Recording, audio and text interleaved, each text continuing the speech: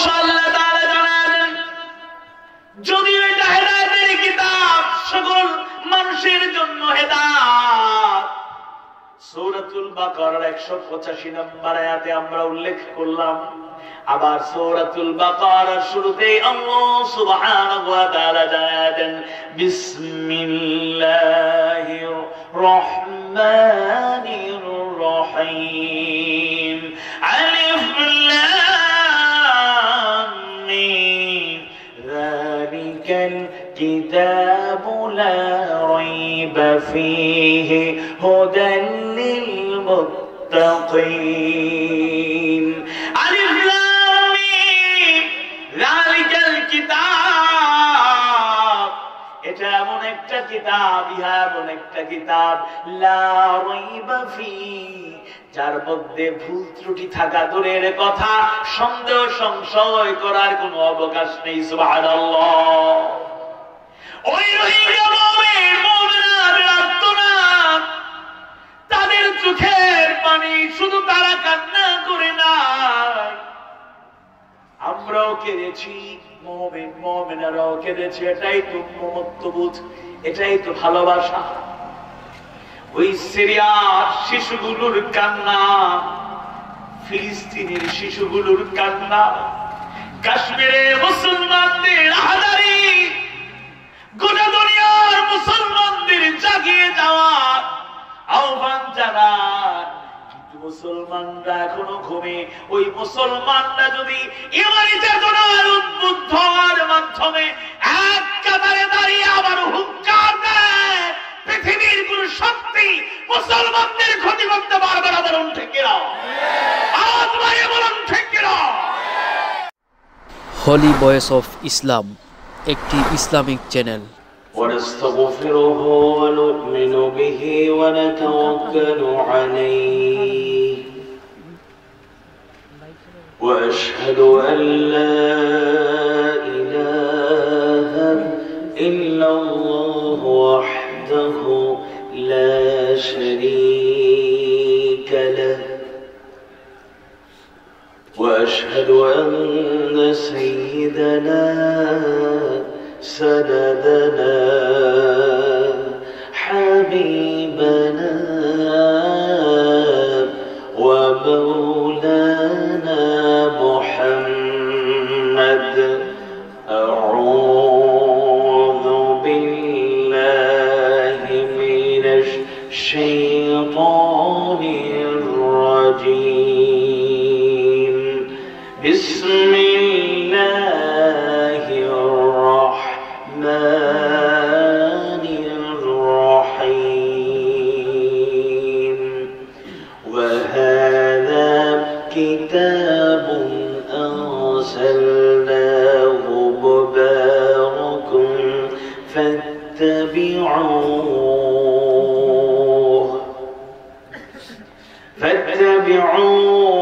واتقوا لعلكم ترحمون.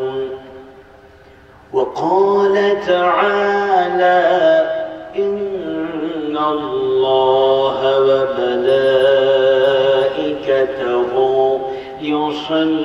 يصلون على النبي يا أيها الذين آمنوا صلوا عليه وسلموا تسليما. اللهم صل على محمد وعلى آل محمد كما صليت على إبراهيم وعلى آل إبراهيم إنك حميد مجيد. اللهم بارك على محمد وعلى آل محمد كما باركت على إبراهيم وعلى آل إبراهيم إنك حميد مجيد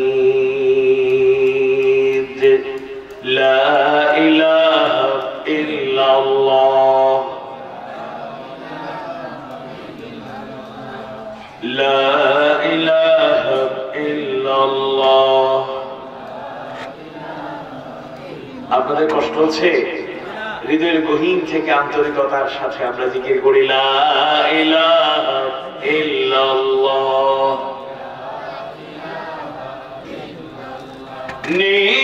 নেক হনি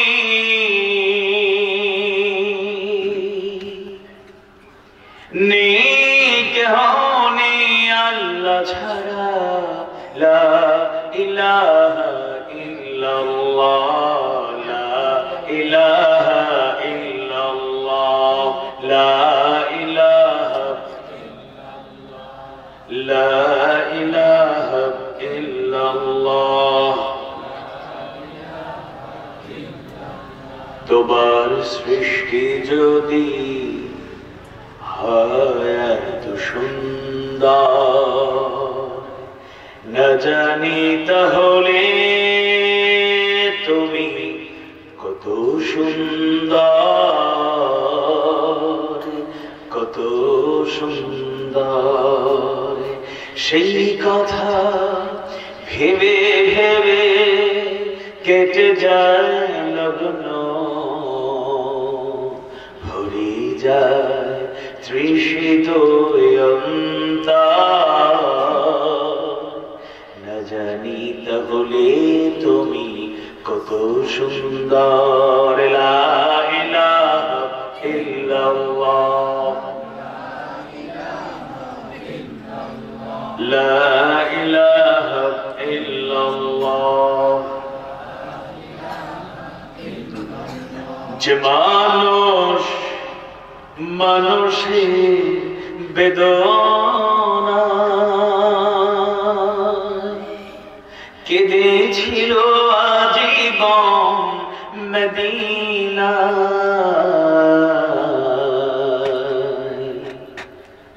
যে মানুষ মানুষের বেদনা কেঁদেছিল আজীবন মদিনায় সেই মানুষ যদি এত সুন্দর না জানি তাহলে তুমি কত সুন্দর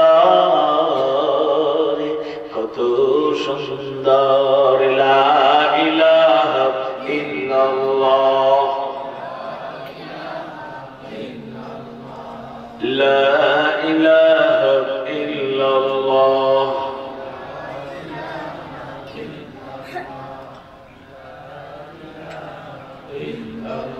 لا إله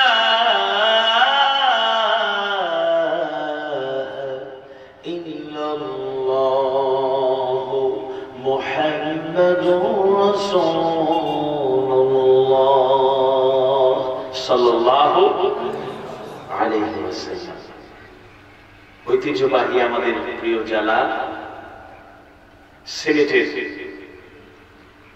সদর উপজেলার অন্তর্গত জালালাবাদ থানার ঐতিহ্যবাহী এলাকা মোগলগাঁও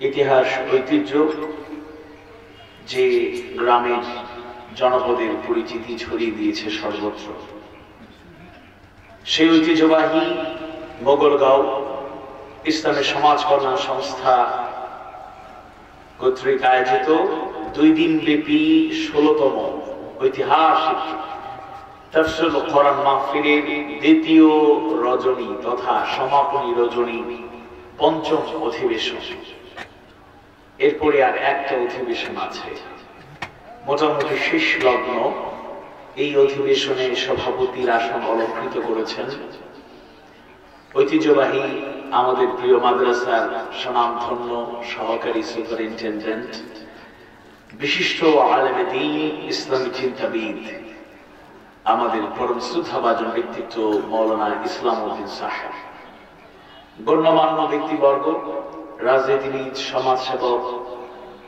জনপ্রতিনিধি, বিভিন্ন পর্যায়ে গুরুত্বপূর্ণ ব্যক্তিবর্গ, পিতৃতুল্য সম্মানিত মুরব্বীবৃন্দ, একান্ত প্রিয় শিশু কিশোর ভাইরা, আমাদের প্রাণের স্পন্দন তরুণ যুবক ভাইরা, আমাদের প্রিয় ভাই মাসুম ভাই সহ যারা অক্লান্ত পরিশ্রম করে আজকের এই সুন্দর চমৎকার ডেকোরেশন, নান্দনিক পরিবেশ, মনোরম একটা মনোমুগ্ধকর পরিবেশ আজকে তৈরি করা হয়েছে, সেই সব তরুণ যুবক ভাইয়েরা, পর্দার আড়ালে মা এবং বোনেরা, প্রশাসনের বিভিন্ন পর্যায়ে রেসপন্সিবল পার্সন, দায়িত্বশীল ব্যক্তিবর্গ, সাংবাদিক বন্ধুগণ, মিডিয়া ব্যক্তিত্বগণ, মাইকের আওয়াজ যতদূর যাচ্ছে যারা শুনছেন, আজকের এই মাহফিলের সৌন্দর্য বৃদ্ধি পেয়েছে।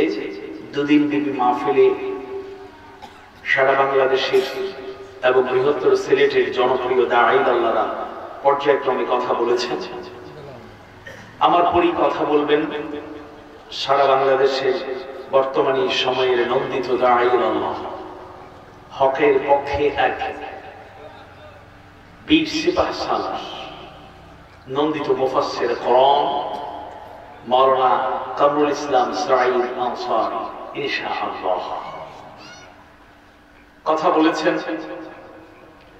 বাংলাদেশের অন্যতম সুপরিচিত দাঈ আল্লাহ এবং মোগলগাঁও মোটামুটি সূচনা লগ্ন এর পরেই অনেকদিন থেকে যাকে পেয়েছে আমাদের একান্ত প্রিয় মাওলানা মনোয়ার হোসেন মমিন ভাই, কথা বলেছেন শাহজালাল বিজ্ঞান প্রযুক্তি বিশ্ববিদ্যালয়ের কেন্দ্রীয় মসজিদের ইমাম ও খতিব, বৃহত্তর সিলেটের নন্দিত দাঈ আল্লাহ, পরম শ্রদ্ধাভাজন ব্যক্তিত্ব ক্বারি মাওলানা মতিউর রহমান সাহেব, তরুণ দাঈ আল্লাহ, জনপ্রিয় মুফাসসির কোরআন, বিশ্ব ইসলামী চিন্তাবিদ হাফেজ মাওলানা মাহবুবুর রহমান জালালাবাদী, কথা বলেছেন আমাদের খুবই কাছের মানুষ, অনন্তপুরী হুজুর হিসেবে সবে সিলেট সিলেটি শুদ্ধ সব মিলাই এমন আন্তরিক আলোচনা আজকে দেশে দাঁড়াইয়া আলোচনা চলে, আলহামদুলিল্লাহ। চমৎকার হৃদয়গ্রাহী কথাগুলো এত মিষ্টি ভাষায় সামনাসামনি বেশি প্রশংসা করাটা বেশি প্রয়োজন মনে করছেন।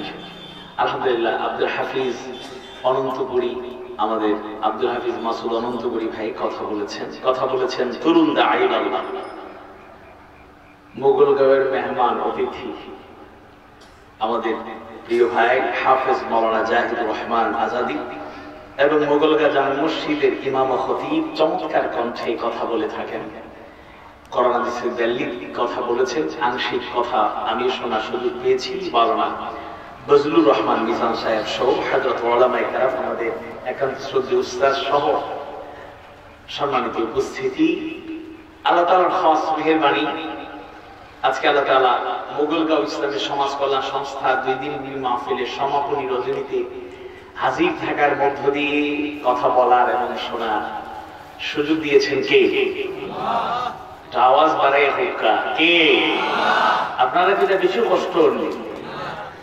ডেকোরেশন এমন এক সিস্টেমে বাইরের বাতাসের ঢুকবার ব্যবস্থা নেই, আর লাইটিং এত ভালো হয়েছে, সবর চেহারা ভালো করে দেখা যায়। হুক্কা আলহামদুলিল্লাহ।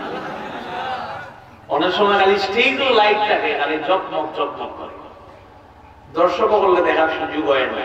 আলহামদুলিল্লাহ এখানে সুন্দর ব্যবস্থাপনা, সমান সকল জায়গায়। ওই যে এক্সট্রা লাইটের মধ্যে কি আছে, রং বেরঙের লাইট, বহু জায়গার কাছে মাহফিলও গেলে দেখা যায় তা গেট উঠা যাইয়া ঢুকতে ডরাই যে কিতা ব্যাপার, বিয়ার অনুষ্ঠান নেই না মাহফিল, কিছু কিছু অঞ্চলে এরকম রেওয়াজ আছে। আল্লাহ তাআলার খাস মেহেরবানি, তিনি আমাদেরকে মনোরম পরিবেশে কোরআন থেকে, হাদিস থেকে, কোরআন সুন্নাহ থেকে কথা বলার এবং শোনার তৌফিক দিয়েছেন। হৃদয়ের সবটুকু ভালোবাসা উজাড় করে সেই মাবুদের কৃতজ্ঞতা জানাই কালিমাতুশ শুকর, আলহামদুলিল্লাহ। রব্বানা লাকাল হামদ হামদান কাসীরান তাইয়িবান মুবারাকান ফীহি। আমরা এখানে বসে আজকে কথা বলছি, কথা শুনছি, কিন্তু দুনিয়ার বিভিন্ন প্রান্তে পরিস্থিতি এত ভালো না। কোভিড-19 এর কারণে, করোনা ভাইরাসের ভয়াবহতায় মানুষের মধ্যে উদ্বেগ, উৎকণ্ঠা, শঙ্কা, ভয়, সতর্কতা। অনেকে ইংল্যান্ডে আছেন, ইউরোপে আছেন, বিভিন্ন জায়গায়। আমাদের সুপারিনটেন্ডেন্ট হুজুরের ছেলে মওদুদ আমার ক্লাসমেট, প্রবাসে থাকে। এরকম অনেকেই, মোগলগাঁয়ের অনেক মানুষ প্রবাসে থাকে, ইউরোপ, আমেরিকায়, মধ্যপ্রাচ্যে, গোটা দুনিয়ার অনেক জায়গাতেই পরিস্থিতি খুবই নাজুক। বিশেষ করে আমাদের সুপরিচিত দেশ, সিলেটি মানুষ যেখানে বেশি থাকে না, ইংল্যান্ড, বর্তমান পরিস্থিতি খুবই খারাপ, খুবই খারাপ। প্রত্যেকটা সিটিতেই সতর্ক অবস্থান, আতঙ্ক, টেনশন, ঘরে ঘরে টেনশন। অ্যাম্বুলেন্সের সারিগুলো দেখলেই হৃদয়ের মধ্যে কেমন যেন একটা কষ্ট অনুভব করি। লাশের মিছিল যেন থামছে। এই সিচুয়েশনের মাঝে আল্লাহ তাআলা এই প্রিয় দেশ, প্রিয় মাতৃভূমি, 90% মুসলমানের দেশ, গরিব একটা দেশ, দুর্বল অধমদেরকে, বান্দাবান্দিদেরকে খাস মেহেরবানি দিয়ে এখন পর্যন্ত, কিছু কিছু সমস্যা নাই এরকম না, অসুস্থতা আছে, প্রতিকূলতা আছে, অনেকে দুনিয়া থেকে বিদায় নিয়েছে। এই সময়ের মাঝে অন্যান্য দেশের সাথে তুলনা করলে কেন জানি মনে হয় আল্লাহ তাআলা আমাদের প্রতি সবচেয়ে বেশি রহম করছেন। আল্লাহ তাআলার খাস মেহেরবানি, আলহামদুলিল্লাহ। তবে আল্লাহর শুকরিয়া আদায় করতে হবে, তার কৃতজ্ঞতা প্রকাশ করতে হবে, তার নির্দেশের আলোকে তার গোলামিতে মশগুল থেকে জীবন পরিচালনা করতে হবে। নতুবা আল্লাহ না করুক, আল্লাহ না করুক, আল্লাহ না করুক, আল্লাহ চাইলে ওই রকম ভয়াবহতা আমাদের জমিনেও চলতে পারে, কোনো সন্দেহ নাই। আল্লাহ তাআলা আমাদের পানাহ দান করুন, হেফাজত রাখুন, আমিন। আজকের এই মাহফিল থেকে একটা কষ্টের কথা আপনাদেরকে শেয়ার করতে চাই। আমরা কোরআনের মাহফিলে আসি, তাফসীরুল কোরআন মাহফিলে আসি, তাফসীরুল কোরআন মহাসম্মেলনে আসি, ওয়াজ মাহফিলে হাজির হই, ইসলাম সম্মেলনে হাজির হই, কোরআন থেকে, হাদিস, সুন্নাহ থেকে কিছু কথা বলার জন্য। আমি ব্যক্তিগতভাবে আল্লাহ তাআলার নগণ্য গোলাম, খুবই দুর্বল একজন মানুষ। দাওয়াত দিনের এই ময়দানে আমার চাইতে যোগ্য কেউ আছে আমি মনে করি না। ইলমের দিক থেকে, আমলের দিক থেকে, যোগ্যতা, দক্ষতা, কোয়ালিটি, ক্যাপাসিটি কিংবা ক্যাপাবিলিটির দিক থেকে খুবই দুর্বল। এরপরও আল্লাহর গোলাম হিসেবে প্রত্যেক মুসলমানই তো আমরা দাঁড়াই নাই, আমাদের দায়িত্ববোধ থেকে আমরা চেষ্টা চালিয়ে যাচ্ছি। আমরা এই দিনের প্রচারে, যেহেতু আমাদের দেশে দাওয়াতের একটা বড় মাধ্যম, একটা সহজ মাধ্যম হলো তাফসীরুল কোরআন মাহফিল, ওয়াজ মাহফিল, আলহামদুলিল্লাহ, সেই হিসেবে আমরা কথা বলতে আসি। আমরা কোন দলের পক্ষে, কারো বিপক্ষে কথা বলতে আসি না, কাউকে খেয়াল করার জন্য আসি না, এবং ইন্ডিভিজুয়ালি, পার্সোনালি আমি এটা কখনোই লাইক করি না, পছন্দ করি না। কোথাও কোথাও কে কওমি মাদ্রাসার আলেম, কওমি মাদ্রাসার তালেব ইলম, কে আলিয়া মাদ্রাসার আলেম, কে আলিয়া মাদ্রাসার তালেব ইলম, কে পীরপন্থী লোক, কে পীর বিরোধী লোক, এরকম কোন সেন্স আমার মধ্যে গ্রো করে না। ব্যক্তিগতভাবে, উদারভাবে আমরা সবাইকে নিয়ে মিলেমিশে থাকতে চাই। আল্লাহ কবুল করুন, বলুন আমিন। সাম্প্রতিক সময়ে কুমিল্লার লাকসামে একটা মাহফিলে একটা অনাকাঙ্ক্ষিত ঘটনা ঘটল। যে মাহফিলে আলোচনা করছিলেন আমাদের সিলেটের এক রত্ন, কোম্পানিগঞ্জের কৃতি সন্তান, চট্টগ্রামে থাকেন, পড়াশোনা আমাদের শাহজালাল জামিয়া ইসলামিক কামিল মাদ্রাসায়ও কিছুদিন করেছেন, পরবর্তীতে IIUC, international university of Chittagong, chronic সায়েন্সের স্টুডেন্ট ছিলেন, অনার্স কমপ্লিট করেছেন, পড়াশোনা শেষ করেছেন। চট্টগ্রামে একটা পরিচিত মসজিদের খতিব, ওই জায়গায় থাকেন, বিয়েও করেছেন চট্টগ্রামে। আমাদের সিলেটের সম্পদ, তরুণ দাঈরা, এই 2-1 বছরে মাশাআল্লাহ অনেক পরিচিতি, দাওয়াতে দিনের ময়দানে ভালো ভূমিকা পালন করছেন আমাদের প্রিয় ভাই হাসিবুর রহমান। তার মাহফিলে যেভাবে অসুন্দর আচরণ করা হলো, সোশ্যাল মিডিয়ার মাধ্যমে, কারো অজানা থাকার কথা না, আমাদেরকে বড্ড কষ্ট দিয়েছে। তিনি তার আলোচনাটা ইউটিউব রেকর্ড আছে, ফেসবুকে ছড়িয়ে পড়েছে। কি কথা বলছিলেন তিনি? কোরআন হাদিসের দলিল ভিত্তিক আদর্শ নেতার গুণাবলী কি হতে পারে, কাদের ইত্তেবা আমরা করব। ওয়া উলিল আমরি মিনকুম আতিউল্লাহ ওয়া আতিউর রাসূল ওয়া উলিল আমরি মিনকুম। আল্লাহর আনুগত্য নিঃশর্ত, রাসূলের আনুগত্য নিঃশর্ত, কিন্তু উলিল আমল হিসেবে যাদের কমান্ড আমরা মানব আনুগত্য করব তাদের মধ্যে কি কি শর্ত থাকা উচিত, কি কি গুণ থাকা উচিত, কোরআন হাদিসের আলোকে এত চমৎকার ভাবে সাবলীল ভঙ্গিমায় রেফারেন্স ভিত্তিক কথা বলে যাচ্ছিলেন আমাদের ভাইটি। মাঝখানে মাহফিলে বিপত্তি সৃষ্টি করা হলো, গানটা ভেঙে দেওয়া হলো। আল্লাহ তাকে হেফাজতে রেখেছেন আলহামদুলিল্লাহ। অনেক শ্রোতারা পর্যন্ত আক্রান্ত হয়েছেন, বাধাগ্রস্ত হয়েছেন, কমিটি হয়েছেন লাঞ্ছিত। আর বেশি কষ্ট লেগেছে যখন ওই চেয়ারম্যান নামধারী একজন লোক যে নিজেকে ঘোষণা দিয়েছে আমি গুন্ডা থেকে সন্ত্রাসী থেকে চেয়ারম্যান হয়েছি, স্বঘোষিত এরকম গুন্ডা সন্ত্রাসী কোন চেয়ারম্যানের চেয়ারে বসুক বাংলার এই জমিনে একজন নাগরিক এবং তাওহীদি জনতা মেনে নিতে পারে না, বলুন ঠিক কিনা?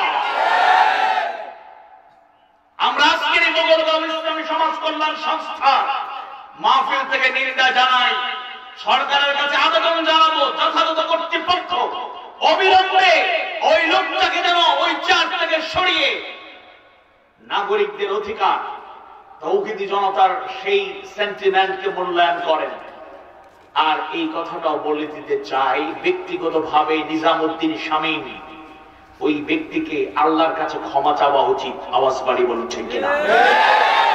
এবং যে আচরণ তিনি করেছেন মাহফিল কমিটির সাথে, তাওহীদি জনতার সাথে যে অহমিকা প্রদর্শন করেছেন, জনগণের কাছেও তার ক্ষমা চাওয়ার দরকার আছে না নাই? আওয়াজ বাড়ির মা আছে না নাই? এটা মূলত একটা আলামত এই বাংলাদেশে একজন নিজামুদ্দিন শামীম না, তার অসংখ্য সহযোদ্ধারা এই জমিনে আছে। তাই নাগরিকদের তাওহীদি জনতাদেরকে সোচ্চার থাকতে হবে। কোরআনের মাহফিলে কোরআনের আলোচনা হবে, কোরআনের মাহফিলে হাদিস সুন্নাহর আলোচনা হবে। এরকম সন্ত্রাসী গুন্ডা বাহিনীর কোন অতর্কিত হামলা, বাধা, প্রতিকূলতা এই জমিনে বরদাস্ত করা যায় না, যাবে না, যাবে না, যাবে না। আগামীতে এই ধরনের অনাকাঙ্ক্ষিত কোনো ঘটনা যাতে না ঘটে এজন্য সবাইকে সচেতন এবং সোচ্চার থাকতে হবে। আল্লাহ তাআলা সবাইকে বোঝার তৌফিক দিন, বলুন আমিন। না বুঝে যারা বিরোধিতা করে এদের আল্লাহ হেদায়েত দান করুন, বলুন আমিন। হেদায়েতের মালিক কে? আওয়াজ বাড়াইয়া হোক, হেদায়েতের মালিক কে? আমি একটা সুসংবাদ জানাই, শুধু নেতিবাচক কথা বললে হবে না, একটা ইতিবাচক কথা বলি। সাম্প্রতিক সময় আপনারা লক্ষ্য করেছেন বাংলাদেশের এক পরিচিত বুদ্ধিজীবী, ভালো একজন চিকিৎসক, ডানপন্থী রাজনীতিবিদদের খুব কাছের মানুষ, সলা পরামর্শ দিয়ে থাকেন, সাজেস্ট করে থাকেন, মুভমেন্টে অগ্রণী সৈনিকের ভূমিকা পালন করে থাকেন। টকশোর মাধ্যমে তার পরিচয়টা লোক সম্মুখে, জনসম্মুখে প্রচারিত হয়ে গিয়েছিল তিনি আসলে নাস্তিক। কেউ বলেছেন আধা নাস্তিক, আধা আস্তিক, কেউ বলেছেন লোকটা আস্তিক হতেই পারে না। আল্লাহর ব্যাপারে যে জবাবটা সে দিল, আল্লাহর ব্যাপারে যে ধারণাটা তিনি প্রকাশ করলেন, সবকিছু তালগোল পাকাইয়া দিলেন, এটা কখনোই কাম্য ছিল না। তবে আমরা কষ্ট পেয়েছি, প্রতিবাদ করেছি, কিন্তু আজকে যখন দেখলাম সেই লোকটা হেদায়েতের আলোয় আলোকিত হওয়ার জন্য তিনি প্রথমত বিবৃতি দিয়ে জানিয়ে দিয়েছেন তার পক্ষ থেকে, তার দায়িত্বশীল তার লিখিত বিবৃতির মাধ্যমে তিনি বলেছেন কোরআন নিয়ে, ইসলাম নিয়ে তিনি কোনো মন্তব্য করবেন না, বলেন আলহামদুলিল্লাহ। আর তিনি সোশ্যাল মিডিয়ার যে সমালোচনা এটাকে ইতিবাচক ভাবে গ্রহণ করেছেন, তার হৃদয়টা বড় আছে, এটা বোঝা গেল। এবং তিনি অলরেডি কোরআন হাদিসের ভালো জ্ঞান অর্জন করার জন্য, ইলম অর্জন করার জন্য, ফান্ডামেন্টাল নলেজ অফ ইসলাম, অন্ততপক্ষে কোরআন হাদিস, কোরআন সুন্নাহর মৌলিক জ্ঞান জানার জন্য স্টাডি শুরু করে দিয়েছেন। আল্লাহ কবুল করুন, বলুন আমিন। নামান নিতে হবে না, যারা সচেতন সবাই জানেন। এরকম চাই আমরা, এরকম আমরা চাই। কেউ আমাদের দুশমন না, কিন্তু আল্লাহর বিরুদ্ধে কেউ কথা বললে, রাসূলের বিরুদ্ধে কেউ কথা বললে, ইসলামের বিরুদ্ধে কথা বললে দিলটা ফেটে যায়, কলিজায় আঘাত লাগে, বরদাস্ত করা যায় না। যতই বিরোধী থাকুক, যদি ওই লোকটা ইসলামের পক্ষে কথা বলে, ইসলামের সৌন্দর্যের সমর্থন করে, তখন তাদের জন্য অন্তর থেকে দোয়া আছে না নাই? আওয়াজ বাড়ি বলুন, আছে না নাই? আল্লাহ তাআলা যারা বুঝে না তাদেরকে তুমি বুঝার তৌফিক দাও, বলেন আমিন। আমি আপনাদের সামনে কোরআনুল কারীমের অর্থবহ সূরা, গুরুত্বপূর্ণ সূরা, ষষ্ঠ সূরা, সূরা আল আনআম, সূরা আল আনআম এর 155 নম্বর আয়াতে কারিমা শুরুতে তেলাওয়াত করেছি, আবার তেলাওয়াত করব এবং 9:30 পর্যন্ত আমার আলোচনা অব্যাহত রাখার চেষ্টা করব, যদি আমাদের মাহবুব তৌফিক দেন, বলেন আমিন। আর আমরা আশা করছি এর মধ্যেই আমাদের কাঙ্ক্ষিত মেহমান আমাদের মাহফিল মঞ্চে চলে আসবেন। আরেকটা মাহফিলে যেতে হবে, যিনি আমাদের প্রধান মুফাসসির, তিনি মাগরিব পড়ে ওই জায়গায় আলোচনা করেছেন, গোলাপগঞ্জের ভাদেশ্বর। আমাদের উস্তাদ ছিলেন, জামিয়ার মুহাদ্দিস ছিলেন, বিয়ানীবাজার কামিল মাদ্রাসার মুহাদ্দিস ছিলেন, ফাজিলে দেওবন্দ, শেখুল হাদিস মাওলানা শাফিউর রহমান ভাদেশ্বরী হুজুর হিসেবে পরিচিত মরহুম, যুক্তরাষ্ট্রে থাকা অবস্থায় গত বছর ইন্তেকাল করেছেন। আল্লাহ তাআলা তাকে জান্নাতুল ফিরদাউস দান করুন, বলুন আমিন। তিনি আমাদের সরাসরি উস্তাদ, ছোটবেলা থেকে তার কাছে আমরা পড়ার সৌভাগ্য পেয়েছি। সেই হিসাবে আজকে আমাদের এই ভাদেশ্বরে আমাদের উস্তাদের ছাত্রদের একটা মিলন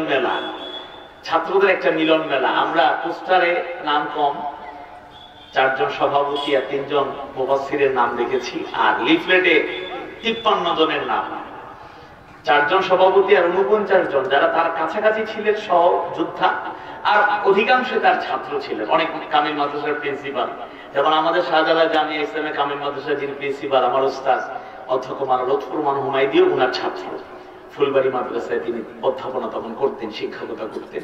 সেই হিসাবে ওই মিলন মেলায় শরীক হওয়ার জন্য মনটা আনচান করছে। এর মধ্যে যদি আমাদের হুজুর চলে আসেন, ইনশাআল্লাহ তিনি সরাসরি আলোচনা করবেন, কিন্তু আমাকে 9:30 ছুটি অগ্রিম নিয়ে নিচ্ছে, আল্লাহ যদি তৌফিক দেন। আর যদি সামান্য সময় গ্যাপ থাকে, এটা পূরণ করার জন্য আল্লামা, শিল্পী, কারিদের কোনো অভাব নাই, আল্লাহ বারাকা দান করবেন, আমিন। আমি আপনাদের সামনে সূরা আল আনআম 155 নম্বর আয়াতে কারিমার আলোকে সেই বিষয়ে আলোচনা করতে চাই। আল্লাহ তাআলা আল কোরআনের অনুসরণের নির্দেশ এই আয়াতে কারিমার মাধ্যমে দিয়েছেন, ফাত্তাবিউহু, সুতরাং এর অনুসরণ করো। এই অনুসরণের ব্যাপারে কি প্রয়োজনীয়তা আছে এবং এটার উপকারিতা কি, সেই বিষয়গুলো আমি আল্লাহ তাআলা তৌফিক দিলে অল্প সময়ের মধ্যেই তুলে ধরার চেষ্টা করব ইনশাআল্লাহ। আল্লাহ তাআলা তৌফিক দিন, বলুন আমিন। আউযু বিল্লাহি মিনাশ শাইতানির রাজীম। বিসমিল্লাহির রাহমানির রাহিম। ওয়া হাযা কিতাবুন আনজালনাহু মুবারাকুন ফাত্তাবিউহু ওয়াত্তাকু লাআল্লাকুম তুরহামুন। আল্লাহ সুবহানাহু ওয়া তাআলা কোরআনুল কারীমের 6ঠ সূরা আল আনআমের 155 নম্বর আয়াতে কারিমার মাধ্যমে জানায় দেন, কোরআনুল কারীমের ব্যাপারে আল্লাহ সুবহানাহু ওয়া তাআলা জানায় দেন, আর এই কিতাব অর্থাৎ আল কোরআন আমি নাযিল করেছি একটি মোবারক কল্যাণময় কিতাব হিসেবে। সুবহানাল্লাহ। আল্লাহ তাআলা জানায় দেন, এই কোরআন যে কিতাব আমাদের কাছে, কিতাবুল্লাহ, কালামুল্লাহ হিসেবে সুপরিচিত আল্লাহর কিতাব, এই কোরআনের ব্যাপারে আল্লাহ সুবহানাহু ওয়া তাআলা জানায় দেন, এই কিতাব আমি নাযিল করেছি একটা মোবারক কল্যাণময় কিতাব হিসেবে। এরপরই জানায় দেন, ফাত্তাবিউ, সুতরাং তোমরা এর ইত্তেবা করো, অনুসরণ করো, অনুকরণ করো। সুবহানাল্লাহ। ওয়াত্তাকু, আর সতর্কতা অবলম্বন করো, সতর্ক হও, লাআল্লাকুম তুরহামুন, আশা করা যায় তোমরা রহম প্রাপ্ত হবে, আশা করা যায় তোমরা রহম, তোমাদের প্রতি রহম করা হবে, করুণা করা হবে। আল্লাহু আকবার। আল্লাহ সুবহানাহু ওয়া তাআলা তার কিতাব সুদীর্ঘ 23 বছরে বিশ্ব নবীর উপর যে কিতাব নাযিল করা হলো, আল-আনআমের 155 নম্বর আয়াতে কারিমায় সেই কিতাবের একটা পরিচয় জানায় দেন। এটা মুবারক একটা কিতাব, কল্যাণময় একটা কিতাব। এরপরে আল্লাহ তাআলা নির্দেশ করেন ফাত্তাবিউ, সুতরাং তোমরা এর অনুসরণ করো, অনুকরণ করো। ইমানদার ভাইরা, কোরআন এমন আযীম কিতাব, যে কিতাব অনুসরণ করলে পথ হারা হওয়ার কোন সুযোগ থাকে না, বিভ্রান্ত হওয়ার কোন সুযোগ থাকে না। হেদায়েতের পথে, সঠিক পথে পরিচালনার ব্যবস্থা করে দেন কে? আল্লাহ তাআলা সেই কথাটি জানায় দেন সূরা তাহার 123 নম্বর আয়াতে কারিমায়, ফাইম্মা ইয়াতিয়ান্নাকুম মিন্নি হুদান ফামান তাবিআ হুদায়া ফালা ইয়াযিল্লু ওয়ালা ইয়াশকা। আল্লাহু আকবার। আল্লাহ সুবহানাহু ওয়া তাআলা জানায় দেন, فإما يأتينكم مني هدى। আল্লাহ সুবহানাহু ওয়া তাআলা সেই মহান কিতাবের পরিচয় জানিয়ে দেন, অতঃপর আমার পক্ষ থেকে তোমাদের জন্য যখন হেদায়েত আসবে, ফামান তাবিআ হুদায়া ফালা ইয়াযিল্লু ওয়ালা ইয়াশকা, তখন সে আমার প্রেরিত হেদায়েতের অনুসরণ যে করবে সে পথভ্রষ্ট হবে না এবং দুর্ভাগ্য তাকে বরণ করতে হবে না। সুবহানাল্লাহ। আল্লাহ তাআলার কিতাবের ব্যাপারে আল্লাহ সুবহানাহু ওয়া তাআলা নিজেই গ্যারান্টি দিয়ে বললেন, আল্লাহ তাআলার পক্ষ থেকে তিনি বলেন, আমার পক্ষ থেকে তোমাদের জন্য যখন হুদা, হেদায়েতকে প্রেরণ করা হবে, তখন তোমরা যদি তা সেই হেদায়েতের অনুসরণ অনুকরণ করো, তোমরা পথ হারা হবে না এবং দুর্ভাগ্য তোমাদেরকে স্পর্শ করতে পারবে না। সুবহানাল্লাহ।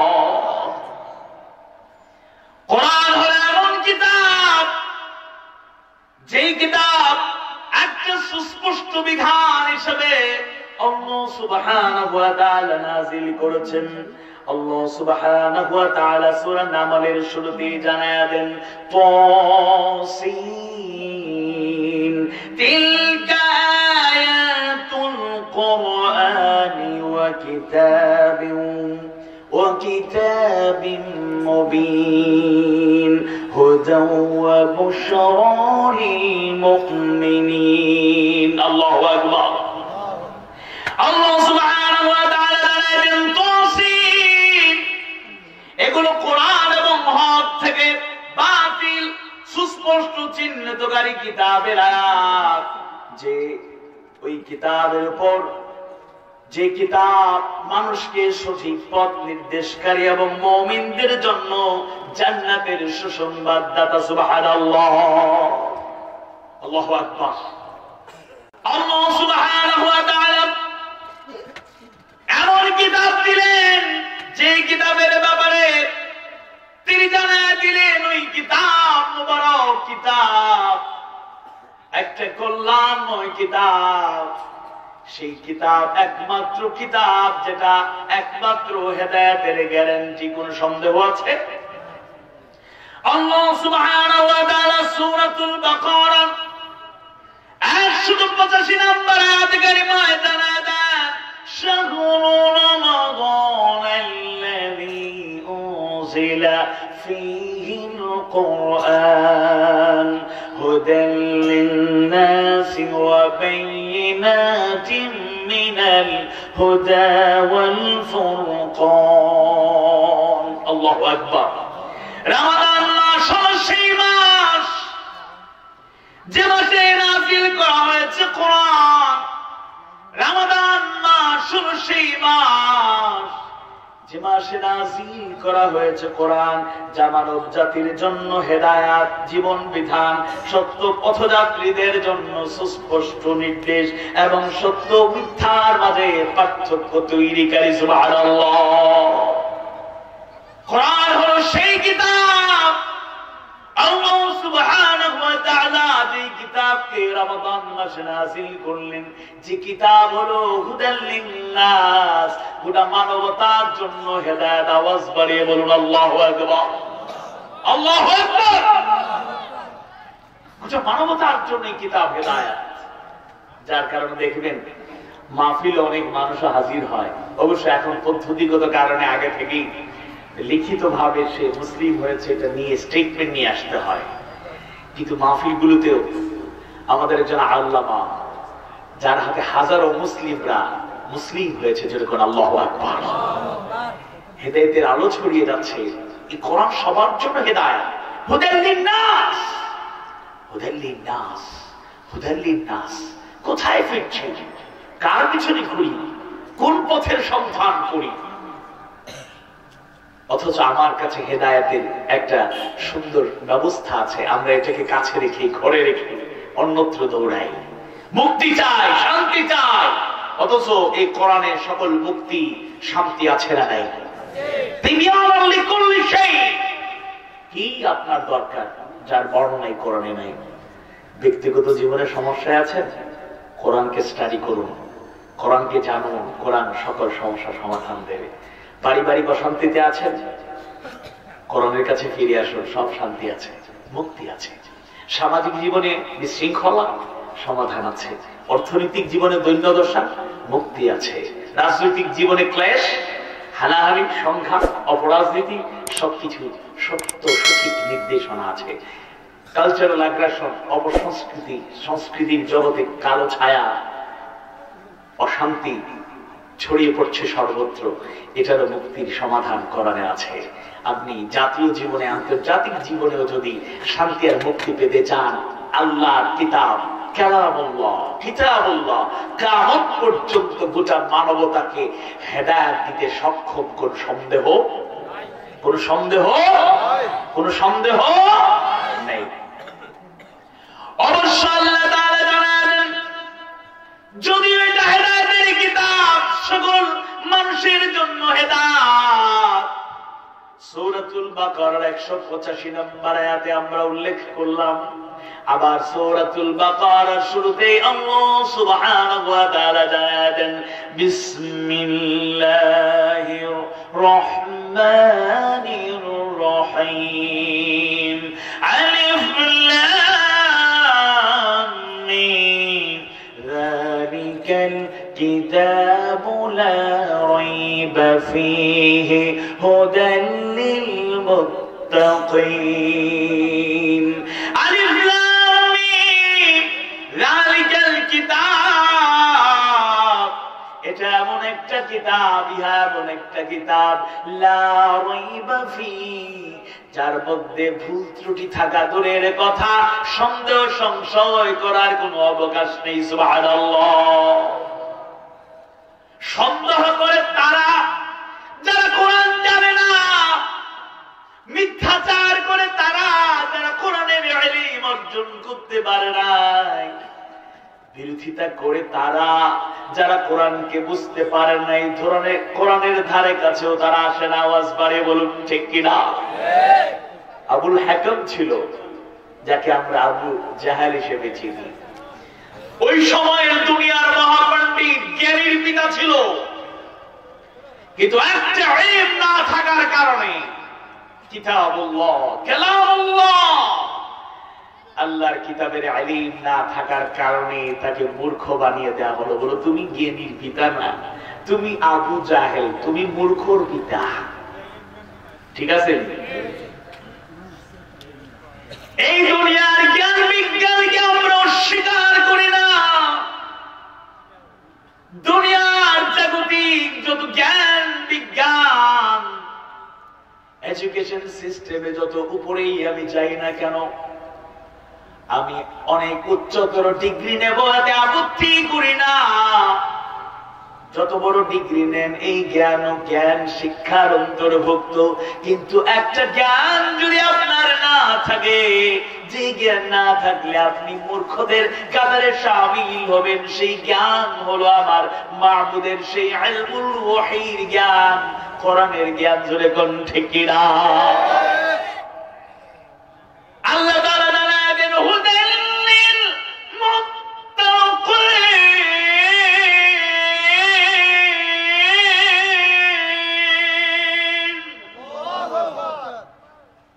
আগে বললেন হুদাল লিন নাস, এখন বলা হচ্ছে হুদাল লিল মুত্তাকিন, যেটা মানবতার জন্য হেদায়েত, আবার মুত্তাকিদের জন্য হেদায়েত। অবশ্য এই সমাধান আমাদের জানা, মুফাসসিররা সমাধান দিয়েছেন।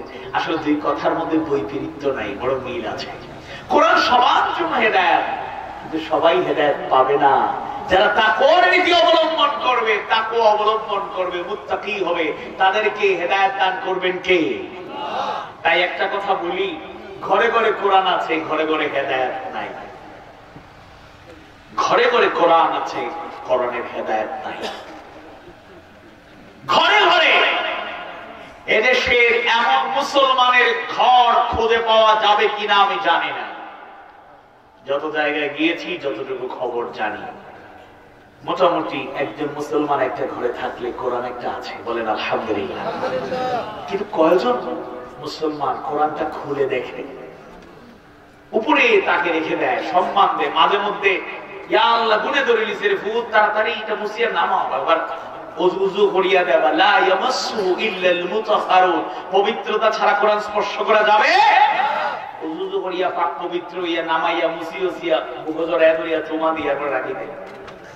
আর কি অধিকাংশ ঘরেই কোরআনটা বের করে তেলাওয়াত করার জন্য। তেলাওয়াত তো ফজিলতের কাজ, কোন সন্দেহ আছে? কিন্তু হেদায়েত যে কোরআন দেবে, ওই হেদায়েত পাইতে হলে তেলাওয়াত যথেষ্ট নয়। তেলাওয়াত যথেষ্ট নয়, আপনাকে অর্থ, তাফসীর, ব্যাখ্যা সহ পড়তে হবে, বুঝতে হবে। এরপরে মানা শুরু হয়ে গেলে তখনই কোরআনের আগমন, কোরআনের উদ্দেশ্য, আল্লাহর নাজিলের উদ্দেশ্য সফল হবে। আওয়াজ বাড়ি বলেন ইনশাআল্লাহ। তাহলে ঘরে ঘরে কোরআন আছে, হেদায়েত নাই। যদি ঘরে ঘরে কোরআনের সাথে হেদায়েত থাকতো, তাহলে আপন ভাই আপন ভাইকে দুনিয়ার রাজনীতির জন্য, স্বার্থের জন্য খুন করতে পারত না। সদ্য সমাপ্ত চট্টগ্রাম সিটি কর্পোরেশনের নির্বাচন, একটা ওয়ার্ডে আপন দুই ভাই দুই কাউন্সিলরের পক্ষে কাজ করছে। একজন সরকার দলীয় কাউন্সিলর প্রার্থী, অপরজন উনিও সরকার দলীয়, তবে স্বতন্ত্র বা বিদ্রোহী প্রার্থী। দুই ভাই দুজনের পক্ষ নিয়ে ওই নির্বাচনকে কেন্দ্র করে তাদের মধ্যে দ্বন্দ্ব শুরু হলো, এক পর্যায়ে মারামারি। এক ভাই আরেক ভাইকে দুনিয়া থেকে বিদায় করে দিল। নাউজুবিল্লাহ বলবেন না? ওই ভাইটা দুনিয়া থেকে বিদায় হওয়ার আগে ভাইয়ের পাউটা জড়িয়ে বলল, ভাই আমায় আর মারিস না, আমি তো মরে যাব, আমায় আর আঘাত করিস না, আমি পৃথিবী ছেড়ে চলে যাব, আমায় আর মারিস না। ওই পাষণ্ড বর্বর ওই মানুষটা, বিবেক বুদ্ধিহীন মানুষটা আঘাতের পর আঘাত এমন ভাবে নির্যাতন করলো, আপন ভাইটা দুনিয়া ছেড়ে চলে গেল। ওই সন্তান দ্বয়ের মা সাংবাদিকদের সাক্ষাৎকার দিলেন আর বললেন, যে খুনি ওটা আমার সন্তান ছিল, খুন করার পরে ও আমার সন্তান হতে পারে না, ও একটা খুনি। জোরে বলেন ঠিক কিনা? আমার কলিজার টুকরো সন্তানটা বারবার বলছিল, ভাই আমায় আর মারিস না। কিন্তু ওই পাষণ্ড যে সন্তান তার আপন ভাইকে হত্যা করলো, একবারও কি চিন্তা করলো না যে সন্তানটা দুনিয়া থেকে বিদায় হয়ে গেল, ওর স্ত্রীটা প্রতিবন্ধী, বোবা, কথা বলতে পারে না, দুইটা ফুটফুটে সন্তান, মাসুম সন্তান, ওর আমার প্রিয় নাতি, দুইটা মাসুম বাচ্চাকে এতিম বানায় দিল। আমার ছেলের বউটাকে বিধবা বানায় দিল, প্রতিবন্ধী বোবা একটা মানুষ। ওই পাষণ্ডের আমি ফাঁসি চাই, ও আমার সন্তান হতে পারে না। যদি ঘরে ঘরে কোরআন আছে, হেদায়েত থাকতো, এক ভাই আরেক ভাইকে হত্যা করতে পারত না। ঘরে ঘরে কোরআন আছে, যদি হেদায়েত থাকতো, জায়গা জমির লোভ সামলাতে না পেরে আপন আত্মীয়র উপরে লাঠি দিয়ে আঘাত করতে পারত না। ঘরে ঘরে কোরআন আছে, যদি হেদায়েত থাকতো, সন্তান সম্পদ পাওয়ার লোভে বাবার সাথে বেয়াদবি করে চাপ প্রয়োগ করতে পারতো না। তুমি জীবিত থাকতেই ভাগ বাটোয়ারা শেষ করে দাও, কখন বইরা তুমি মইরা যাবা, আমাদের ভাগ হতে পাবো না। নাউজুবিল্লাহ। আছে না নাই? মোগলগাঁও নাই, বাংলাদেশ আছে। যদি ঘরে ঘরে কোরআন আছে, যদি ঘরে ঘরে হেদায়েত থাকতো, বুড়ো বয়সে একজন বাবা অসহায় যখন হয়ে যায়, একটা বুড়ি মা যখন অসহায় হয়ে যায়, ওই বুড়ি অবস্থায় সন্তানের অধিকার, সন্তানের কাছে যে অধিকার সে পাও না, সে খিদমত করবে, খোঁজ খবর নেবে, সেবা করবে।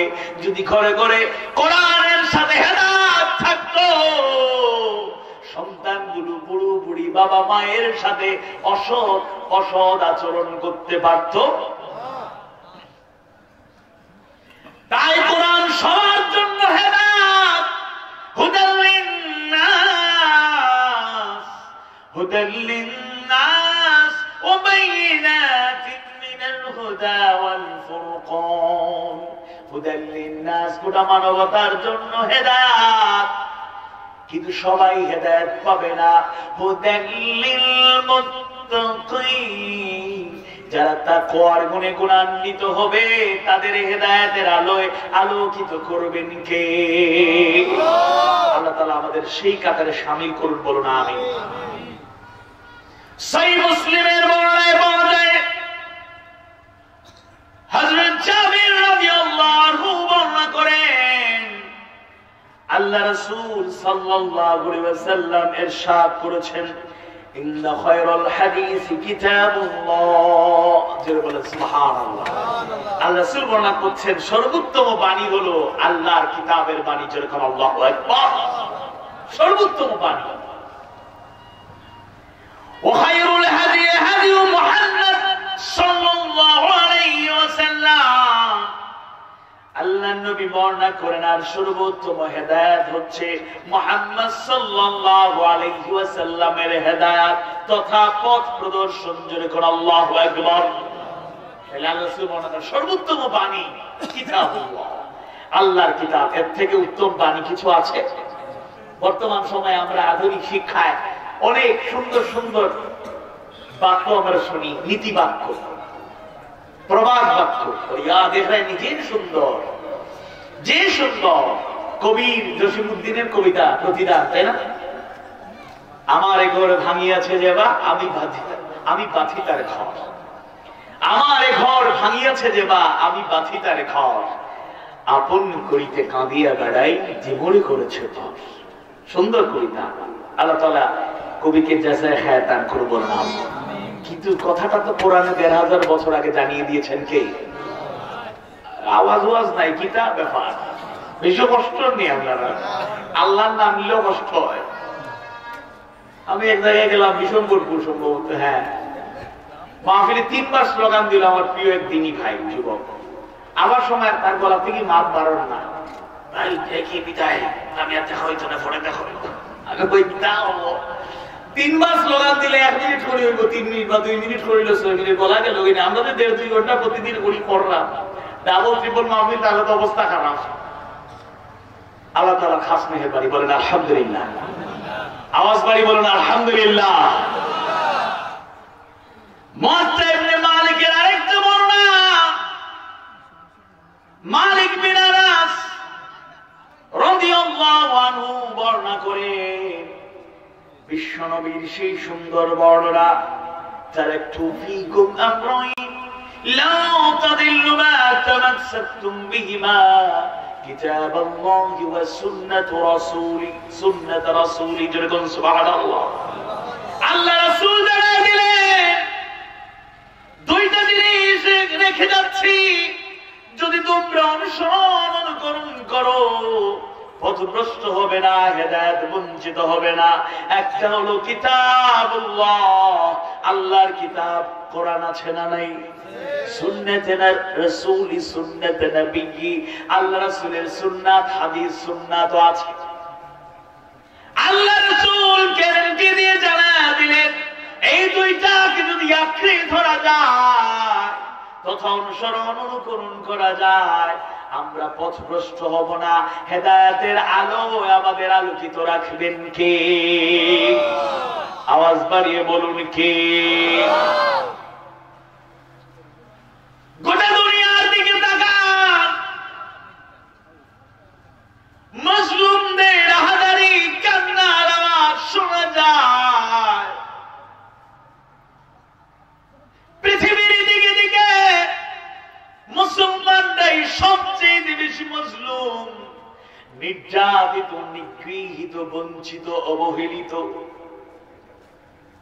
অথচ সংখ্যার দিক থেকে মুসলমানরা কি একেবারেই কম? 700 কোটির উপরে মানুষ পৃথিবীতে, তার মধ্যে প্রায় 250 কোটি মুসলমান। সংখ্যার দিক থেকে তো আমরা কম নই, কিন্তু আমরা এত মার খাই, এত নির্যাতিত। অনুসন্ধান করেন, রিসার্চ করেন বা সার্চ করেন, আর সার্চ করা লাগবে না, সহজেই বোঝা যায়। গোটা দুনিয়ায় মার খাওয়ার পিছনে, নির্যাতিত অবহেলিতর পিছনে ইহুদি, খ্রিস্টান, ইসলামের দুশমনরাই শুধু দায়ী নয়। নিজেদের দিকে যদি তাকাই, মৌলিক কয়েকটা সমস্যা আমরা খুঁজে পাই। 1 নাম্বার সমস্যা হলো যারা আমরা মুসলমান, কথায় সবাই পাক্কা মুসলমান, কথা এবং কাজে প্রকৃত মুসলমানদের কাতারে অধিকাংশই নাই। আওয়াজ বাড়িয়ে বলুন ঠিক কিনা?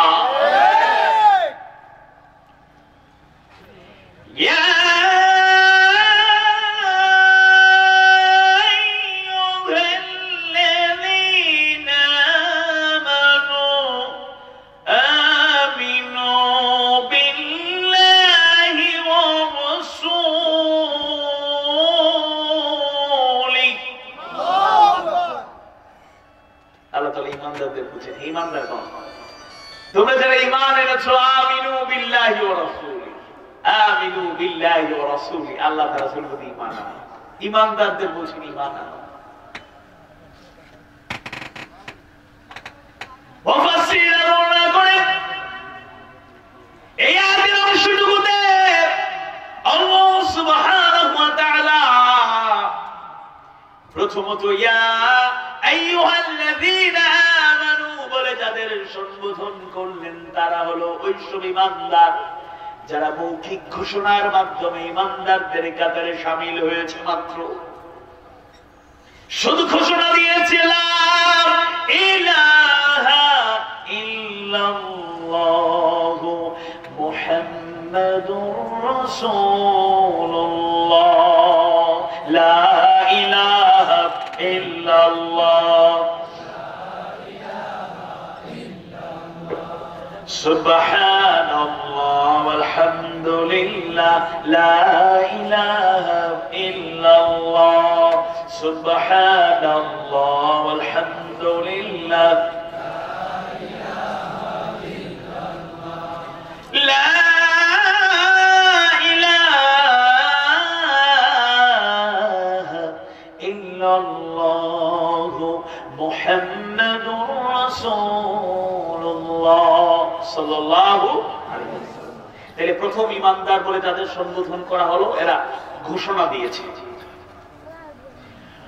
আমিনু বিল্লাহি ওয়া রাসূলি। এরপরে আল্লাহ তাআলা বললেন আল্লাহর রাসূলের ঈমান আনো। মুফাসসিররা বলেন দ্বিতীয় ঈমান আনার কথা তাদেরকে বলা হচ্ছে যারা শুধু ঘোষণা দিয়েছে, তাদেরকে বলা হচ্ছে আল্লাহর রাসূলের প্রতি ঈমান আনার মানে কথায় ঘোষণা দিয়ে শেষ নয়, বাস্তব জীবনে কথা এবং কাজে আনুগত্য করতে হবে আল্লাহ এবং রাসূলের। আল্লাহ এবং তার রাসূল যা আদেশ করেছেন মানতে হবে, যা নিষেধ করেছেন তার থেকে দূরে থাকলেই প্রকৃত ঈমানদারদের কাতারে আমাদের শামিল করে নেবেন কে? আল্লাহ। আওয়াজ বাড়িয়ে বলুন কে? আল্লাহ। গোটা দুনিয়া মাই খায়, নির্যাতিত হয়, নিগৃহীত, অবহেলিত অবস্থা। এর অন্যতম কারণ মুসলিম জাতি কথা এবং কাজে প্রকৃত মুসলমান থাকতে পারছে না। দ্বিতীয়ত আমাদের মধ্যে ঐক্য আছে, সব জায়গায় ঠিক মতো নাই, এবং ফ্রিলি এন্ড ফ্র্যাঙ্কলি বললে অধিকাংশ ক্ষেত্রেই নেই। আমাদের দেশের দিকে তাকান, আমাদের দেশের দিকে তাকান করে সভাপতি সাহেব আলোচনা শোনার পরে আসার সময় বলল, হুজুর একটা রিকোয়েস্ট, আমরা তো কথা শুনে উদ্দীপ্ত হই, আপনারা একটু এক হয়ে যান, আপনারা একটু এক হয়ে যান, হয়ে গেলে আমরা ইনশাআল্লাহ আপনাদের পাশে আছি। যেরকম আল্লাহু আকবার। বিশ্বাস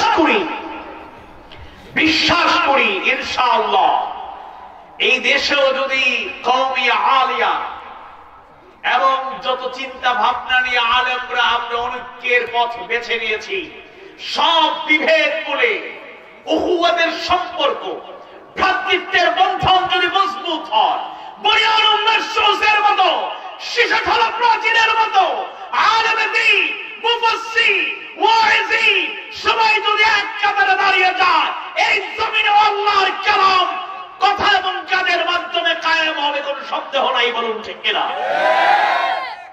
আর গোটা দুনিয়ায় যদি একইভাবে মুসলমানরা এক কাতারে দাঁড়িয়ে যায়, আল মুসলিমু কাজাসাদিন ওয়াহিদ, গোটা মুসলিম উম্মাহ একটা দেহের মতো, এই চিন্তা থেকে যদি সবাই একত্রিত হয়ে যায়, আমাদের অন্তরের মিল যদি আরো প্রস্ফুটিত হয়, ঐক্যবদ্ধ প্রয়াস যদি বেড়ে যায়, কথা কাজে মুসলমান, এরপরে ঐক্যবদ্ধ, এই দুইটা শক্তিকে কাজে লাগে বাকি প্রচেষ্টা জোরদার করলে রক্ত চক্ষু আমাদেরকে হুঙ্কার দিয়া গোটা দুনিয়ার কোথাও আমাদের থামাতে পারবে না। জোরে বলুন ঠিক কিনা? দুনিয়ার একটা জায়গায় যদি মুসলমানদের উপর আঘাত আসে, গোটা মুসলিম দুনিয়া যদি জেগে ওঠে, প্রতিবাদ করে, নিঃসন্দেহে ইসলাম বিদ্বেষী শক্তি কখনোই টিকে থাকতে পারবে না। বলুন ঠিক কিনা? আমরা ইমানের দিক থেকে মজবুত ইমানদার হয়ে গেলে, ঐক্যবদ্ধ হয়ে গেলে, আল্লাহ তাআলা রাসূলের নীতি অনুসরণ করলে, নাসরুম মিনাল্লাহি ওয়া ফাতহুন কারীব, সাহায্য দান করবেন, বিজয় দান করবেন কে? আল্লাহ। আর আল্লাহ তো এরপরে কিছু কিছু টেস্ট মাঝে মাঝে দেখান, ম্যাজিক। আমাদের পার্শ্ববর্তী একটা দেশ মিয়ানমার, বার্মা, অবিসংবাদিত নেত্রী এখন কোথায়? বন্দী এবং রিমান্ড চলছে। অবশ্য ওনাদের রিমান্ডটা গতানুগতিক রিমান্ডের মতো নয়, রাজকীয় হালতই হয়তো হবে, কিন্তু এরপরও তো তিনি বন্দী। ক্ষমতা যদিও এটা তাদের আভ্যন্তরীণ রাজনৈতিক ক্লেশ থেকেই হবে, কিন্তু আমরা আল্লাহ তাআলার শুকরিয়া আদায় করি এবং আল্লাহর কাছে দোয়া করি, আল্লাহ হয় তাদেরকে হেদায়েত দিন, নতুবা তাদের শক্তি ধ্বংস করে দিন। বলো না আমিন। রোহিঙ্গা মোমেন মোমেনাদের আত্মরাত, ইসলাম ভাই সহ, সিদ্দিক জনাব সহ অনেকেই তো খোঁজ খবর নিয়েছেন। অনেকে সিলেট থেকে গ্রুপ ভিত্তিক রোহিঙ্গা মোমেন মোমেনা যখন প্রথমে আসলে সাহায্য নিয়ে যান নাই, মুগলগাঁও থেকে গেছিলেন আপনারা? মাসুম ভাই কই? আপনার পক্ষ থেকে আফজাল ভাই, আপনারা পক্ষ থেকে গেছিলেন না? রোহিঙ্গা মোমেনদের সাথে সাহায্য করছেন না? দুজনে আমি বলে বলছি না, তাইলে সিলেট থেকে অনেক লোক গিয়েছে আলহামদুলিল্লাহ। ওইখানে তাদের সাথে যারা কথা বলেছেন, খুবই কষ্টকর অবস্থা, খুবই দুঃখজনক অবস্থায় তারা ছিল, এখনো আছে। কম বেশি 10 লক্ষ রোহিঙ্গা মুমিন মুমিনা উখিয়া টেকনাফে আশ্রয় নিয়েছে। অগণিত মুসলমানদেরকে নির্মম পাশবিক কায়দায় বিদায় করা হলো। 75 বছর, 80 বছর, 90 বছরের বৃদ্ধ বৃদ্ধাদেরকেও তারা ছাড় দেয় নাই, নির্যাতন করে অনেককেই পৃথিবী থেকে বিদায় করেছে। নির্মমতার খবর জানলো গোটা দুনিয়া। বাবা মায়ের সামনে কিশোরী যুবতী মেয়েগুলোকে শুধু ধর্ষণ করে নাই, পাশবিক কায়দায় নির্যাতন চালিয়ে পাষণ্ডগুলো বর্বরোচিত কায়দায় বোনগুলোকে পৃথিবী থেকে বিদায় করলো, আগুন ধরিয়ে দিল। অগ্নিকাণ্ডের মাঝে মা বাবার কোল থেকে কোলের মাসুম বাচ্চাগুলোকে কেড়ে নেওয়া হলো, আগুনের মধ্যে ফেলে দিল পাষণ্ডগুলো।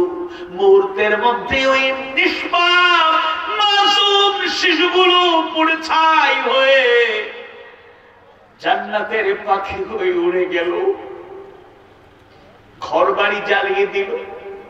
কত মুমিন মুমিনা যারা কোটিপতি ছিল, বিলিনিয়ার ছিল, আজ তারা রাস্তার ফকির।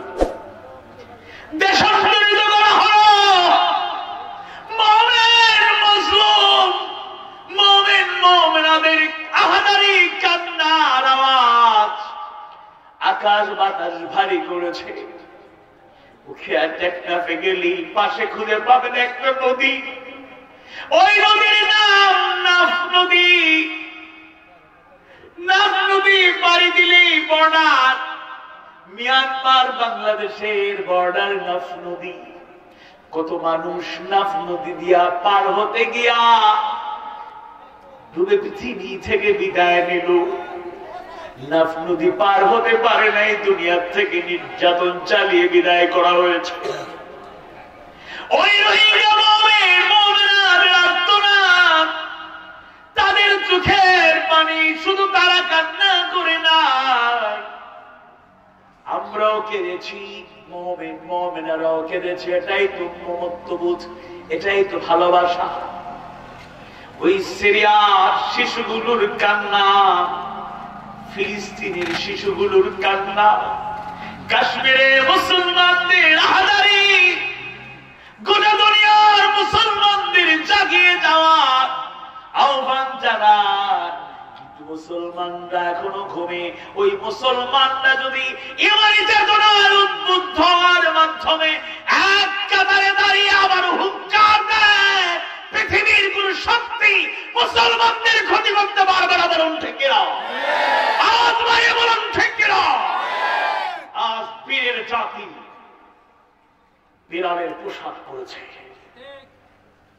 যেদিন থেকে আত্মসমর্পণ করা শিখেছে এই মুসলিম উম্মাহ, মুসলিম জাতি যেদিন আপোষ করা শিখেছে, কম্প্রোমাইজ করা শিখেছে, ওই দিন থেকে এই জাতি কপালে দুর্ভাগ্যের রেখাবার অঙ্কিত হয়ে গেছে। আজকে জেগে উঠতে হবে মুসলিম উম্মাহকে, জেগে উঠতে হবে মুসলিম উম্মাহকে। একটু তাকবীর দেন, নারায়ে তাকবীর, লিল্লাহি তাকবীর। আল কোরআনের আলো, কোরআন সুন্নাহর আলো, সব সমস্যার সমাধান আল্লাহ তাআলা কবুল করুন। বলুন আমিন। আমি অল্প সময়ে আল্লাহ তাআলা যে বললেন ফাত্তাবিউ,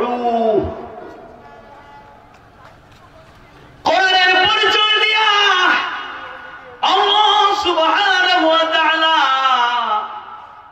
মুবারক কোরআনের পরিচয় দিয়া এরপরে জানায়া দেন ফাত্তাবিউ, সুতরাং তোমরা এর অনুসরণ করো, অনুকরণ করো। ঘোষণাকার। সুতরাং এটা ফরজ, অপরিহার্য, কোনো সন্দেহ।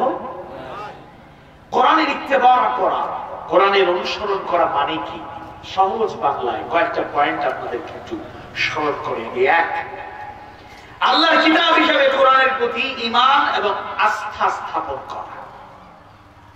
কোরআনের প্রতি ঈমান এবং আস্থা স্থাপন করা। আমরা ঈমানের ঘোষণা দিতে গিয়ে পড়ি আমানতু বিল্লাহি ওয়া মালাইকাতিহি ওয়া কুতুবিহি ওয়া রাসূলিহি ওয়াল ইয়াউমিল আখির ওয়াল কদরি খাইরিহি ওয়া শাররিহি মিনাল্লাহি তাআলা ওয়াল বা'সি বা'দাল কুতুবিহি।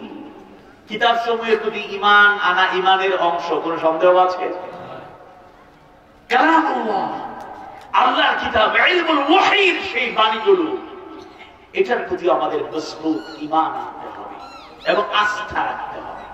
কি রাখতে হবে? আস্থা। যারা মুমিন হয়ে যায় তাদের একটা গুণ হলো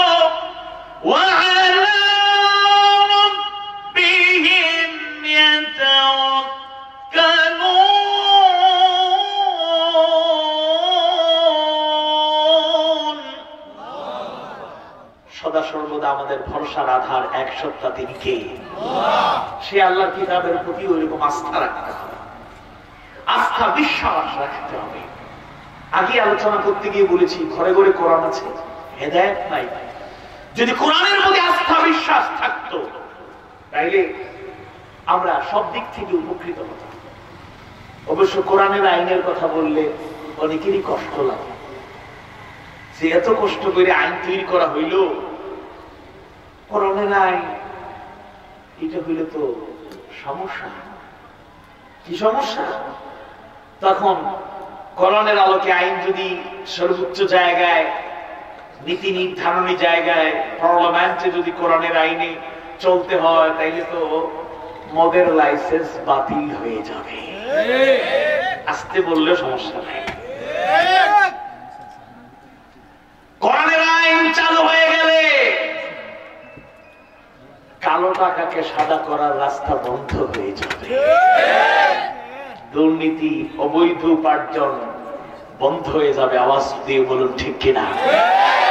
ঘুষের লেনদেন হালাল হবে না হারাম হবে? সুদের কারবার গ্রামে গঞ্জে থাকবে নাকি থাকবে না?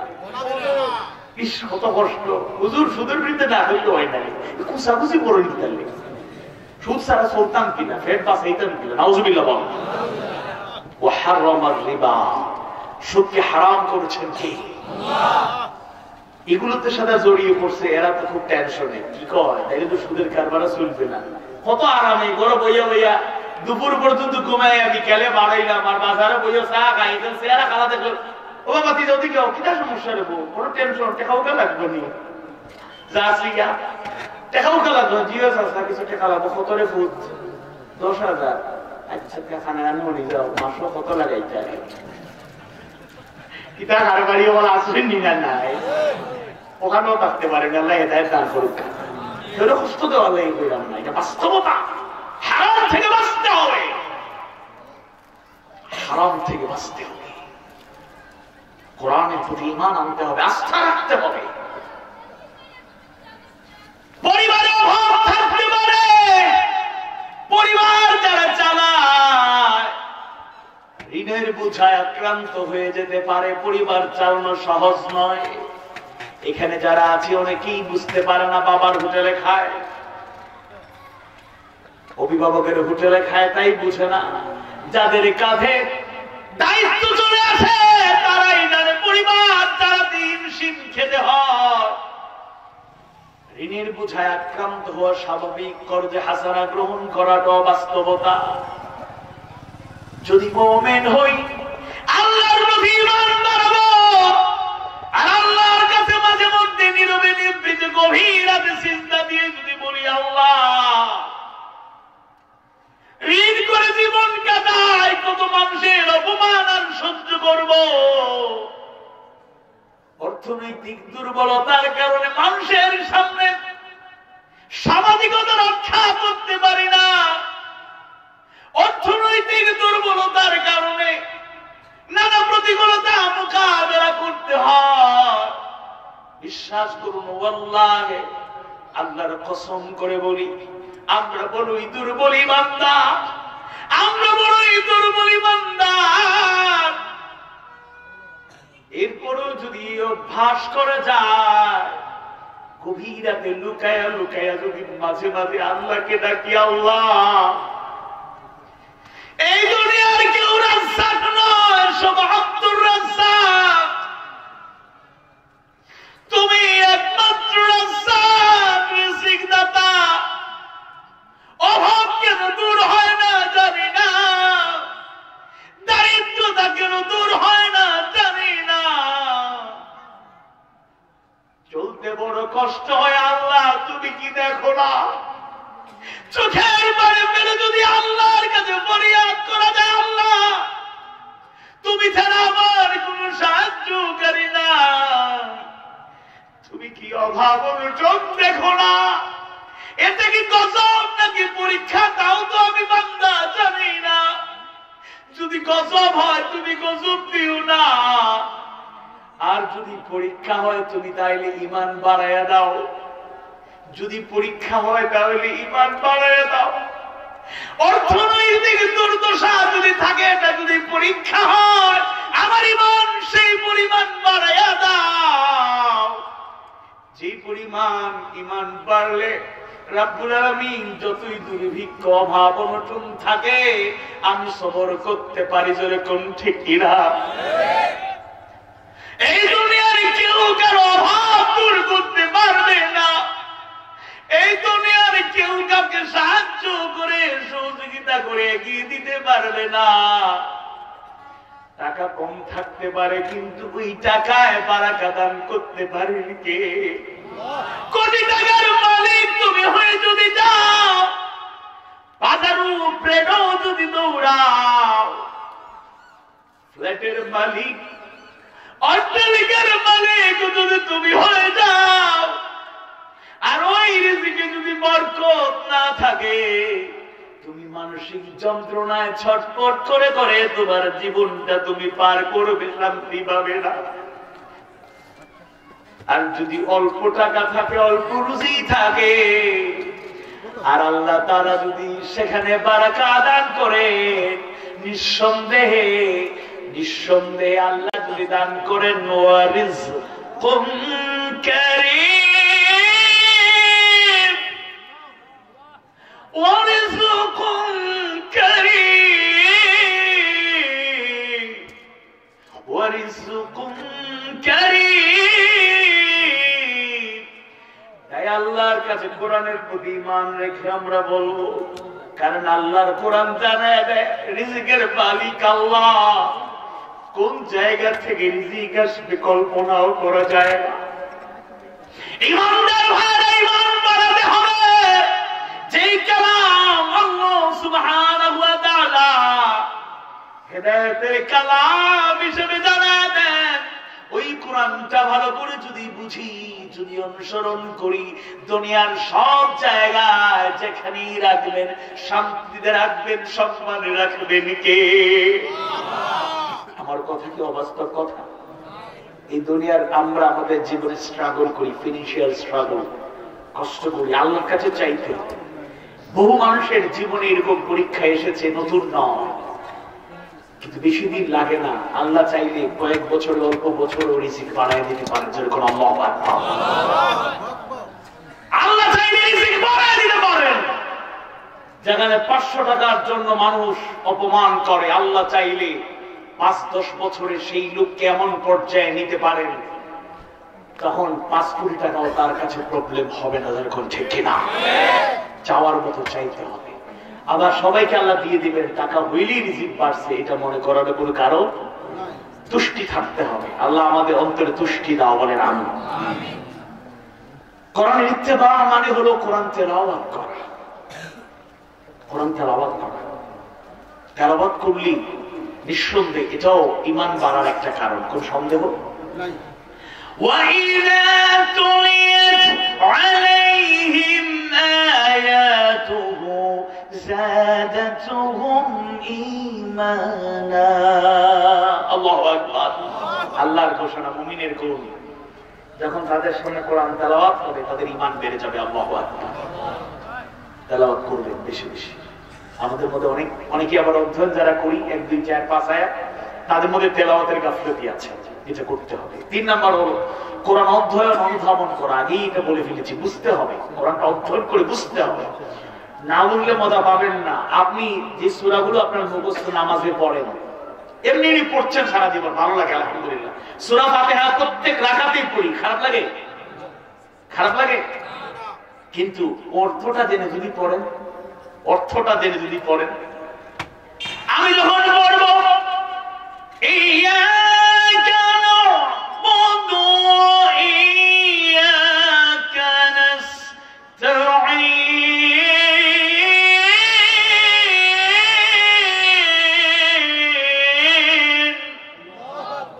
আমরা তোমারই গোলামি করি আর তোমারই কাছে সাহায্য চাই। বুঝে বুঝে আপনি বলেন, নামাজে দাঁড়ায় বুঝে বুঝে বলেন, আল্লাহ আমরা তোমারই, আপনারই গোলামি করি, আপনার কাছে সাহায্য চাই। এই চিন্তাটা একটু চিন্তা করুন, রিয়েলাইজ করুন, বারবার চিন্তা করুন, দেখবেন অনেক কিছু আছে। অর্থটা জেনে যখন আপনি বলবেন কুল হু আল্লাহু আহাদ, এমনি পড়ছেন সবার ইখলাস মুখস্থ, কিন্তু অর্থ জেনে জেনে যখন পড়বেন কুল হু আল্লাহু আহাদ আল্লাহুস সামাদ লাম ইয়ালিদ ওয়া লাম ইউলাদ ওয়া লাম ইয়াকুল লাহু কুফুয়ান আহাদ, বুঝে বুঝে যখন পড়বেন দেখবেন একটা আলাদা ইমানি স্পিরিট তৈরি হয়ে যায়। আল্লাহু আকবার। 4 নাম্বার হলো কোরআনের সাথে পথ চলা। কোরআনের সাথে পথ চলা। কোরআনের আলোকে পথ চলা। আল্লাহ তৌফিক দিন, বলুন আমিন। 5 হলো কোরআনের উপদেশ ও হুকুম বিধানের অনুসরণ করা, হুকুম বিধানের অনুসরণ করা। 7 হলো মানব জীবনের কাছে, মানব সমাজের কাছে কোরআনের জ্ঞান, কোরআনের আলো পৌঁছে দেয়। শুধু একাই আহরণ করে বসে থাকবেন না, এটার আলো ছড়িয়ে দিতে হবে। এই যে মাহফিলে আসলেন, সবাই কি এসেছে? এই এলাকায় কিছু লোক হয়তো আসতে পারে না, প্যান্ডেল প্রায় পরিপূর্ণ, বড় একটা প্যান্ডেল, আলহামদুলিল্লাহ বলেন। কিছু লোক হয়তো আসতে পারে নাই। আমি কালকে হয়তো দেখা হবে চায়ের স্টলে, বাজারে, অথবা কালকে তো মানে মাহফিলে দেখলাম না। ও না না চাচা, আপনি তো দক্ষিণে দিয়ে আসলাম, আমি উত্তরে দিয়ে আসলাম। অথবা দেখা হইলো তোমার আসলেনি কালকে, জি না কালকে তো মিস করছি। কামরুল ইসলাম সাইদ আনসারী হুজুরি এত সুন্দর কথা কইছিল, বা তুমি মিস করলা, এটা কোনো কিতাব ইসলাম কোনো। আমরা তো আবার অনেকে শুনলে আর মনে থাকে না, মনে থাকবে ইনশাআল্লাহ। বুঝার মানসিকতা নিয়ে বসবেন, কিছু বুঝবেন, 100% মনে থাকবে না, এটা আমাদেরও পক্ষে সম্ভব না, কারো পক্ষে।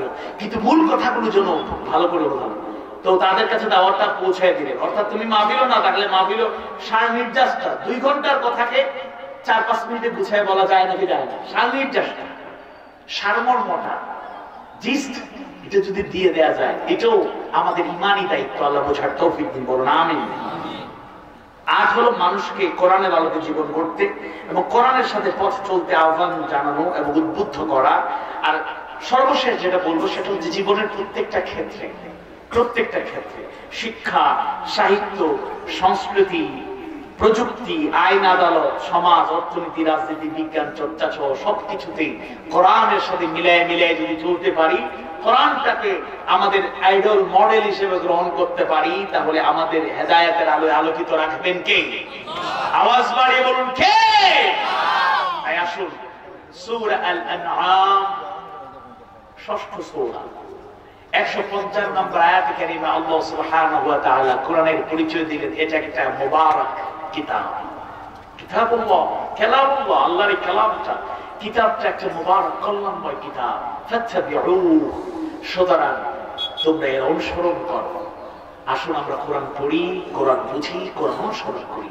কোরআনের আলোকে আবারও বলছি, কোরআনের আলোকে ব্যক্তি জীবন, পরিবার জীবন, সামাজিক জীবন, অর্থনীতি, সংস্কৃতির সকল জীবন যদি সাজাতে পারি, আমাদের প্রত্যেকটা সেক্টরই কোরআনের আলো স্পর্শ লাগলেই আলোকিত হয়ে যাবে, কোনো সন্দেহ নাই। একটু চিন্তা করুন, আল্লাহ রাসূল কাদের কাছে কোরআনের দাওয়াত দিলেন? যারা ছিল যুগের সবচেয়ে শ্রেষ্ঠ নয়, সবচেয়ে নিকৃষ্ট। আইয়ামে জাহিলিয়া, the age of ignorance, বর্বর ছিল লোকগুলো, যুগটা ছিল খুব খারাপ, অন্ধকারে হাবুডুবু খাওয়া মানুষ ছিল। পৃথিবীর সবচেয়ে নিকৃষ্ট মানুষগুলোকে সবচেয়ে উৎকৃষ্ট বানায় দিলেন কে? আওয়াজ বাড়িয়ে বলুন কে? কথাবার্তা ত্রুটি হলে আল্লাহ তাআলা ক্ষমা করুন। শিক্ষণীয় কথা বলে আমি এবং আমরা সবাই যেন আমল করতে পারি। আসসালামু আলাইকুম ওয়া রাহমাতুল্লাহি ওয়া বারাকাতুহু।